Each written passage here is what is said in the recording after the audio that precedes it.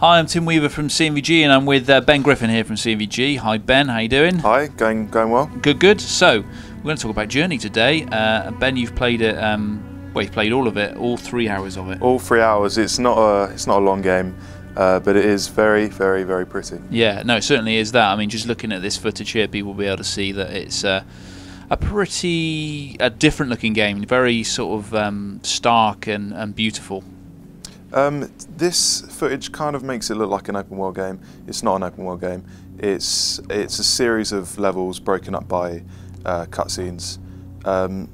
They're quite linear. There's only one way to the exit, but it's a straight-laced game. So tell us about what you do along the way. What kind of things do you do? You know, is it puzzles? Is it enemies? You know, for people who don't know a lot about Journey, tell us about the journey behind Journey. It's very isolated. It's you and a very wide open, nice looking environment. In the environment there are some puzzles.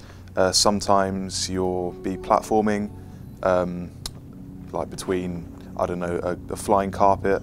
But there's always one way to the exit, and that's your goal. There's a mountain on the horizon, and you make your way to that. So in each of the levels, because there's, am I right in saying 6 different levels? There's 5 or 6 levels. Yeah. So in each of the different levels, you're always given a peak in the distance, and that's basically your compass bearing. That's your goal. It doesn't tell you how to get there. All it says is make your way there however you want. If you want an example of a puzzle, an early one sees you collecting like floating bits of fabric to make a bridge that you cross. It doesn't require a lot of brain power, but the acts which makes it great is just how to find out how to solve it. That's what's great about Journey, finding out how to solve the puzzles rather than solving them. So a lot of it is about discovery, about Yes. kind of finding useful items and working out for yourself how to use them. Definitely. And another key part of Journey is finding other people on the way.